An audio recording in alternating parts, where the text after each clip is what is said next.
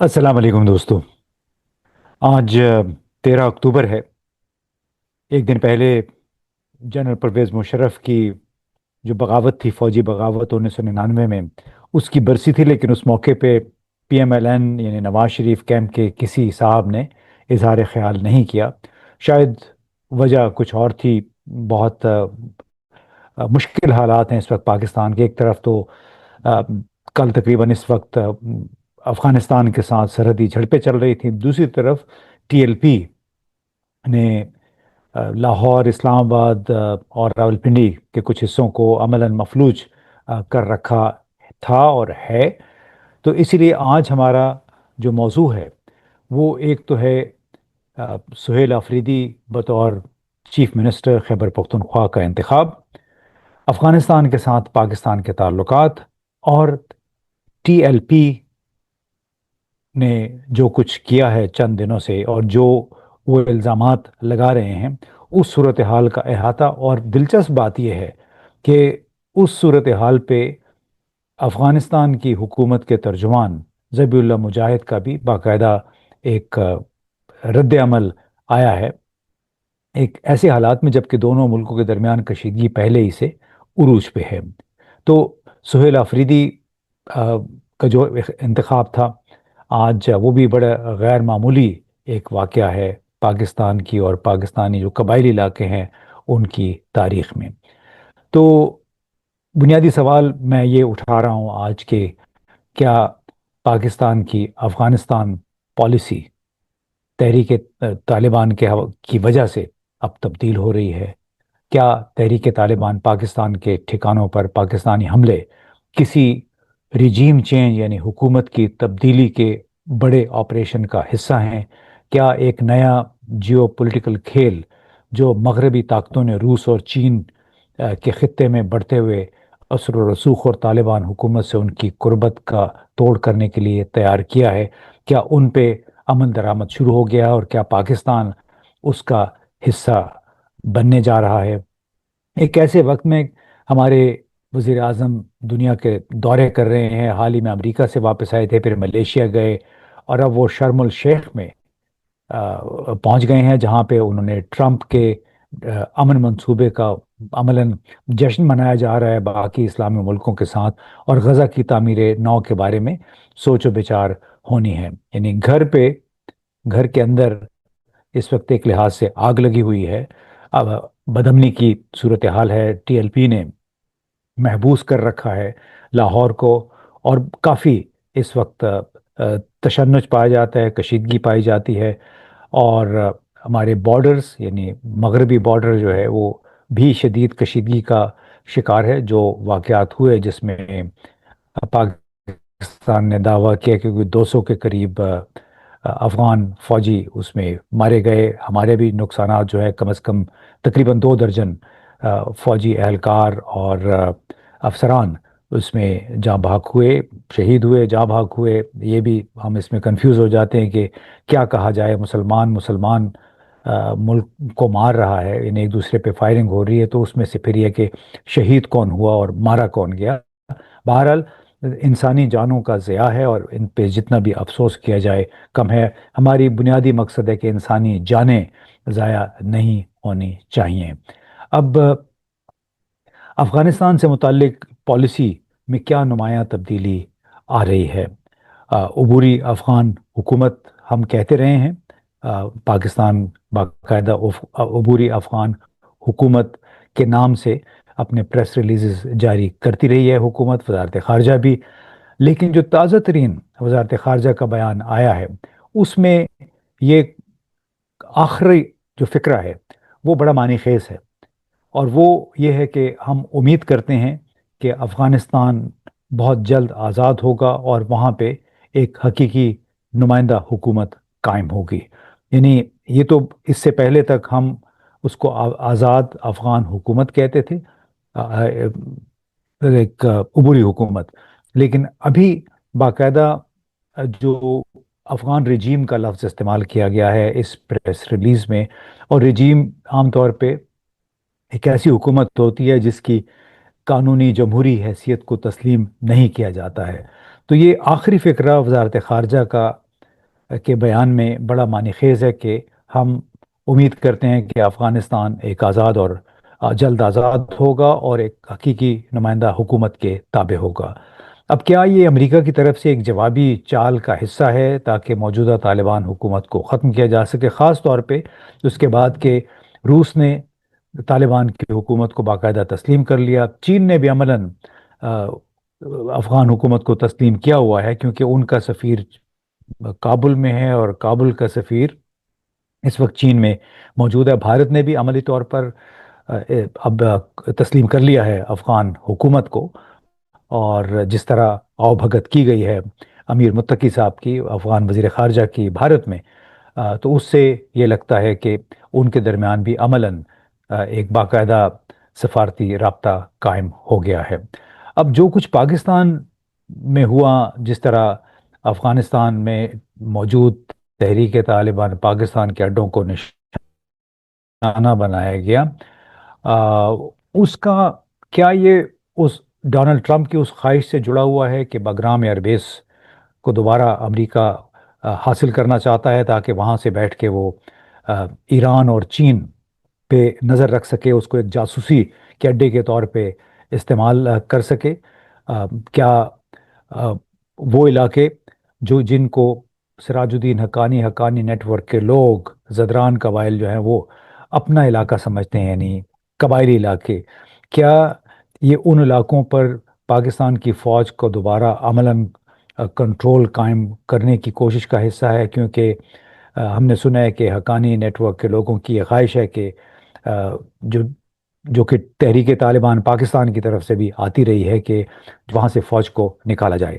یہی کچھ خواہش کئی افغان حلقے بھی رکھتے ہیں۔ افغان حکومت کی طرف سے یہ خواہش کا اظہار نہیں کیا گیا، لیکن کئی، خاص طور پہ جو مشرقی افغانستان میں رہنے والے لوگ ہیں، ان کی خواہش ہے کہ یہ فاٹا چونکہ ایک بفر زون تھا ان کی تمام کارروائیوں کے لیے، چاہے سرحد کے اس پار ہوں اس پار ہوں، ایک آزاد علاقہ تھا، ایک بیس کا کام کرتا، تو وہ اس کی بحالی چاہتے ہیں۔ تو کیا پاکستان کی فوج اب مکمل طور پہ وہاں پہ اپنا کنٹرول قائم کرنا چاہتی ہے؟ کیونکہ آپ کو معلوم ہے کہ مئی 2018 میں ان علاقوں کو، فاٹا کو ختم کر کے باقاعدہ پاکستان کے نئے اضلاع کے طور پہ شامل کر لیا گیا تھا۔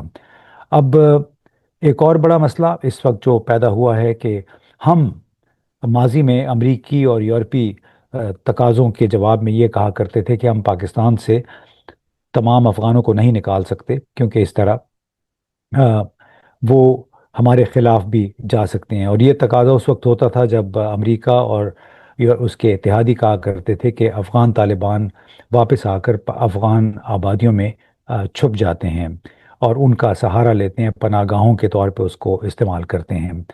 اب امیر خان متقی بھی تقریباً یہی ایک دلیل استعمال کر رہے ہیں۔ جب ان سے پوچھا گیا کہ افغانستان میں موجود تحریک طالبان پاکستان کے رہنماؤں کے حوالے سے، تو انہوں نے پہلے تو کہا کہ یہ لوگ وہاں پہ موجود نہیں ہیں، پھر انہوں نے کہا کہ ہمارا ایک ایسا مسئلہ ہے، بڑا روایتی قدیم مسئلہ ہے، اور وہ یہ ہے کہ کئی لوگ پاکستان سے آ چکے ہیں اور ان کو ہم فوری طور پہ نہیں نکال سکتے ہیں، یہ ہماری روایات کے خلاف ہے۔ تو یہ جو دلیل ہم دیا کرتے تھے وہی دلیل اب پاکستان کے خلاف استعمال ہو رہی ہے۔ تو اب بنیادی سوال یہی کہ کیا واقعتاً پاکستان کی خارجہ پالیسی اب تبدیل ہو گئی ہے ایک سی آئی اے یا جو امریکی اسٹیبلشمنٹ ہے اس کے ایک بڑے کھیل کے حصے کے طور پہ، کہ جس حکومت کو چین اور روس نے تسلیم کر لیا ہوا ہے اس حکومت کا سرے سے خاتمہ ہی کر دیا جائے؟ کیا اب افغان طالبان علاقائی علاقے میں حمایت کے لیے بھارت پر انحصار کریں گے تاکہ پاکستان پر دباؤ برقرار رکھا جا سکے؟ افغانستان کا ایک وفد نے آنا تھا آج ہی پاکستان، وہ دورہ بھی اب منسوخ کر دیا گیا ہے، اور جو لب و لہجہ ہے افغان رہنماؤں کا اس وقت کافی سخت ہے، اور اس سے لگتا یہی ہے کہ حالات مزید بگاڑ کی طرف جا رہے ہیں اگر پاکستان نے یوں ہی تحریک طالبان پاکستان کے افغانستان میں موجود اڈوں کے خلاف اپنا دباؤ جاری رکھا۔ اب دوسری طرف پاکستان میں ٹی ایل پی کے ساتھ ایک لحاظ سے جھڑپیں جاری ہیں۔ ٹی ایل پی کا دعویٰ ہے کہ بہت سارے اس کے درجنوں لوگ اس کے مارے جا چکے ہیں، سعد رضوی بھی مبینہ طور پہ رپورٹڈلی وہ زخمی ہے۔ اس کی وجہ سے لاہور کے حالات، انٹرنیٹ اسلام آباد میں، راولپنڈی میں ابھی بھی خراب ہے۔ 3G 4G سروسز جو ہیں وہ معطل ہیں، سڑکیں مزید بند کر دی گئی ہیں، خاص طور پہ جو اسلام آباد سے مجھے خبریں ملی ہیں کہ ابھی بھی حالات وہاں پہ کافی کشیدہ ہیں، یعنی کاروبار زندگی کافی حد تک معطل ہوا ہے TLP کی وجہ سے۔ تو اب سوال ایک اس وقت یہ ایک شک بھی پیدا ہو رہا ہے، سوال بھی پیدا ہو رہا ہے کہ TLP کے خلاف اس انداز میں، ایک طرف TLP کے خلاف بڑی متشدد کارروائی کی گئی ہے، کسی کو ان سے ہمدردی نہیں ہے، لیکن جو متشدد کارروائی ہے اس کا نتیجہ مزید تشدد کی اور ایک مفلوج شہروں کے مفلوج ہونے کی صورت میں برآمد ہوا ہے۔ دوسری طرف انتہائی سخت پالیسی اختیار کی ہے حکومت نے افغانستان کے حوالے سے۔ تو لوگ یہ سوال اٹھا رہے ہیں کہ کیا اب وہ تنظیم جسے کبھی اسٹیبلشمنٹ کا دایاں بازو کہا جاتا تھا، یعنی TLP، اب اسی ادارے کو چیلنج کر رہی ہے، اور اس کے خلاف جو جس انداز میں سخت پالیسی اختیار کی گئی ہے، کیا اس کا تانا بانا چند افراد کے ذاتی مفادات کے ساتھ جڑا ہوا ہے، نوکریوں کے ساتھ جڑا ہوا ہے، جس کی وجہ سے اتنے وسیع پیمانے پہ تشدد ہوا، اور اس کی وجہ سے کاروبار زندگی کتنا متاثر ہو رہا ہے، پاکستان کا کتنا نقصان ہو رہا ہے؟ یعنی ایک ایسی تنظیم جو کہ اور یہ بہت ساری تنظیمیں ہیں جو کہ حکومت کے چندوں پہ پلتی ہیں، حکومت سے باقاعدہ تمام بڑے بڑے مدارس ان تمام تنظیموں کو چندے بھی ملتے ہیں، وظائف بھی ملتے ہیں، اور وہ کیسے کھڑے ہو کے ریاست کو چیلنج کرنا شروع کر دیتے ہیں۔ اور اب مزے کی بات یہ جو میں نے پہلے کہا کہ افغان رہنماؤں کے کچھ تیور جو ہیں کافی وہ سخت لہجے میں بات کر رہے ہیں۔ ذبی اللہ مجاہد جو کہ افغان اسلامی امارات کے ترجمان ہیں، انہوں نے TLP کے حوالے سے ایک مذمتی بیان جاری کیا، اور یہ کہا کہ پاکستان میں تحریک لبیک جماعت نے احتجاجی جلسے شروع کیے، جو احتجاج کو اسلام آباد لے کر اس ملک کے قانون کے مطابق مظاہرہ کرنا چاہتی تھی، تاہم پاکستانی فوج نے مظاہرین پر فائرنگ اور حملہ کیا، جس سے شہریوں کو بھاری جانی اور مالی نقصان پہنچا۔ ہم شہریوں کے خلاف اس طرح کے تشدد اور ہلاکتوں سے بہت غمزدہ اور متاثر ہیں، اور جاں بحق ہونے والوں کے اہل خانہ اور پوری پاکستانی قوم کے ساتھ تعزیت کرتے ہیں۔ مطالبہ کرتے ہیں کہ حکومت اپنے عوام کے خلاف مزید تشدد سے باز رہیں اور مسائل کو بات چیت اور افہام و تفہیم سے حل کریں۔ تو یہ ایک بہت بڑا پیغام ہے جو کہ ذبیح اللہ مجاہد کی طرف سے آیا ہے کہ کیوں ایک ایسے موقع پہ، جبکہ وہ بھارت میں یہ انہوں نے انڈرٹیکنگ دی مشترکہ بیانیے میں امیر متقی نے کہ ہمسایہ ممالک کے داخلی معاملات میں ہم مداخلت سے گریز کریں گے، یہاں پہ ایک براہ راست پاکستانی فوج کا نام ذبیح اللہ مجاہد صاحب نے لے لیا ہے۔ اور حالانکہ اب ان کو معلوم ہے کہ وہاں پہ رینجرز ہیں، وہاں پہ پولیس ہے، اس وقت جو TLP کے ساتھ مظاہروں میں جو جھڑپیں ہو رہی ہیں، تو اس میں فوج تو کہیں پہ نہیں ہے، لیکن باقاعدہ فوج کا نام لینا کوئی اچھا شگون نہیں ہے۔ ایک لحاظ سے ایک جوابی کارروائی ہے، ٹیٹ فار ٹیٹ اس کو کہتے ہیں، جو کہ انہوں نے ذبیح اللہ مجاہد صاحب نے کیا ہے۔ اب دوسری طرف پشاور چلتے ہیں کہ جہاں سہیل آفریدی کو PTI کے تمام 92 ووٹس مل گئے وزیر اعلیٰ بننے کے لیے، اور اس میں ان کے ووٹ سے پہلے اسپیکر بابر سواتی نے DG ISPR کو مخاطب کر کے کہا کہ ہم اس ادارے سے محبت کرتے ہیں، لیکن اس ادارے کا کام پارلیمانی انتخابات یا اسمبلی کا کاروبار چلانا نہیں ہے۔ تو بڑا ایک لحاظ سے سخت پیغام بابر سواتی نے دیا، خیبر پختونخوا کے اسمبلی کے اسپیکر نے۔ اب سہیل آفریدی نے جو اپنی تقریر کی، بہت ہی زوردار تقریر تھی، اس میں انہوں نے کہا کہ ہم ان ایڈ آف سول پاور جو آرڈیننس تھا، جو 2018 میں کبھی جاری کیا گیا تھا خصوصی آپریشنز کے لیے خصوصی اختیارات کے ساتھ، کہ ہم اس کو فوری طور پہ ختم کریں گے، یہ بھی پتہ لگائیں گے کہ پشتون تحفظ موومنٹ کو کن وجوہات کے تحت 4تھ شیڈول میں ڈالا گیا، ان کو کیوں مجرموں کی طرح ٹریٹ کیا جاتا ہے۔ ساتھ میں انہوں نے یہ بھی کہا کہ ہم خان کے عاشق ہیں، اس کے اس کے اوپر سیاست نہیں کریں گے۔ پھر ایک بہت بڑی بات کہ چونکہ ان کا تعلق آفریدی قبیلے سے ہے، تو آفریدی जितने भी हमारे कबायली थे, चाहे खैबर एजेंसी में थे, चाहे वजीरिस्तान में थे, आपको मालूम है कि रिवायती तौर पे पंजाब में आज भी कहा जाता है कि ये किराए के कातिल हैं, स्मगलर हैं, पसमानदा हैं। तो एक 75 साल से एक माइंडसेट बनाया गया था पाकिस्तान के अंदर के जितने भी कबायली लोग हैं वो चोर भी हैं, डाकू भी हैं, स्मगलर भी हैं, कारें अगवा करते हैं, आ, कातिल भी हैं किराए के। लेकिन उसी इलाके से ताल्लुक़ रखने वाले एक नौजवान को, 36 साल की उम्र है तो ज़ाहिर है नौजवान ही कहेंगे, आज वज़ीर आला मुंतखब कर लिया गया है।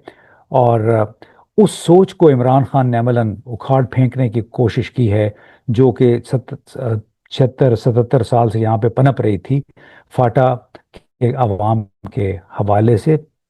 और सुहेल आफरीदी को बतौर चीफ मिनिस्टर मुंतखब करवाना एक बहुत बड़ा कदम है, इस लिहाज से कि कम अज़ कम वो तासुर ख़त्म कर आहिस्ता आहिस्ता ज़ायल होगा जो कि आम लोगों के जहनों में, ख़ास तौर पंजाब और कराची में, सिंध में बिठाया गया था। और जो फाटा के इलाके हैं उन उसके ताल्लुक़ रखने वाले आवाम को अब एक हकीकी शनाख्त भी इसी ज़रिए अब मिल सकती है कि उनका एक हकीकी नुमाइंदा वो आके वज़ीर आला हाउस में बैठ गया है। इस तमाम मामले में गवर्नर फैसल करीम कुंडी ने, मैं समझता हूँ, अपने मुंह पे एक लिहाज से कालक मली। यानी उनका कोई आईनी इख्तियार नहीं था अली अमीन गंडापुर का इस्तीफ़ा मुस्तरद करने का, लेकिन उन्होंने एक ऐसा ख़त था जिस पे सिर्फ हाथ से सलाम लिखा हुआ था और उनके दस्तखत थे पेन से लिखे हुए। बाकी कोई बाकायदा लिखी हुई तहरीर थी जिसमें उन्होंने कहा कि मैं ये इस्तीफ़ा वापस भेज रहा हूँ और अली अमीन गंडापुर साहब मुझे 15 अक्टूबर को आके मिलें जब मैं बाहर से आऊँगा। तो बड़ी एक शर्मनाक सूरत हाल थी जिसका मुजाहरा फैसल करीम कुंडी ने किया एक ऐसे इलाके से जहाँ से मौलाना फजल रहमान का भी ताल्लुक़ है। और आपको मालूम है वो भी सियासत में क्या क्या कैसे कलाबे मिलाते हैं, कैसे वो समर साल्स उनके होते हैं, कलाबाजियाँ खाते रहते हैं जब उनके मतलब की बात आती है। कुछ यही काम फैसल करीम कुंडली ने भी किया जो उनको जेब नहीं देता था, उन्हें नहीं करना चाहिए था। लेकिन बहरहाल उन्होंने अ, ऐसा काम किया जिससे डेरा इस्माइल खान के वो अवाम जो कि अपने नुमाइंदों को भेज के फ़ख्र करते हैं, उस पर अब फ़ख्र कम अज़ कम फैसल करीम कुंडी पे नहीं होगा ऐसे हालात में। जबकि उन्होंने, अली अमीन गंडापुर ने बार बार कहा और असेंबली में भी खड़े होकर कहा कि मैंने इस्तीफ़ा 8 अक्टूबर को भेज दिया था। तो अब दुआ ये करनी चाहिए कि जो खैबर पख्तूनख्वा में अगर सुहेल आफरीदी को काम करने दिया जाए, फेडरेशन की स्पिरिट में काम करने दिया जाए, उनको दुश्मन के तौर पे ट्रीट करने की बजाय एक वज़ीर आला के तौर पे ट्रीट करें। और जो माली वसाइल, जो माली मसाइल से दो चार है ये सूबा, जो माली वसाइल वफाक ने अभी देने हैं और कई अरब रुपए हैं ये, वो उसको दिए जाएं ताकि वहाँ पे गवर्नेंस को बेहतर किया जा सके। वहाँ पे बेरोज़गारी बहुत है और वहाँ के हालात बहसीत मजमूई उनको इम्प्रूव किया जा सके। तो दुआ ये करनी चाहिए कि इमरान खान ने जो सुहेल आफरीदी को चुना उससे कबाइल की भी हौसला अफजाई होगी और जो गवर्नेंस है सूबे के अंदर उस पर भी तवज्जो में ज़्यादा इजाफा होगा। और ये कि आवाम की ख्वाहिशात के मुताबिक बनी हुई एक हुकूमत के ख़िलाफ़ जो साजिशें हैं वो कम अज़ कम बंद होंगी। परवेज़ रशीद जैसे, आता तारड़ जैसे लोग हैं उनको, मुझे मेरा ख्याल है कि अभी अपनी जो बातें हैं, जो जहर उगल रहे थे पीटीआई के हवाले से, वो ख़त्म करके और पाकिस्तान के जो तवीलुल मायाद मफाद है उस पर ज़्यादा तवज्जो देनी चाहिए। जो हमारे अफ़गानिस्तान के साथ हालात बिगड़ गए हैं, और अब मेरी दुआ है कि हम दोबारा अमेरिका का प्रॉक्सी ना बने अफ़गानिस्तान में एक नई जंग के हवाले से। बहुत बहुत शुक्रिया।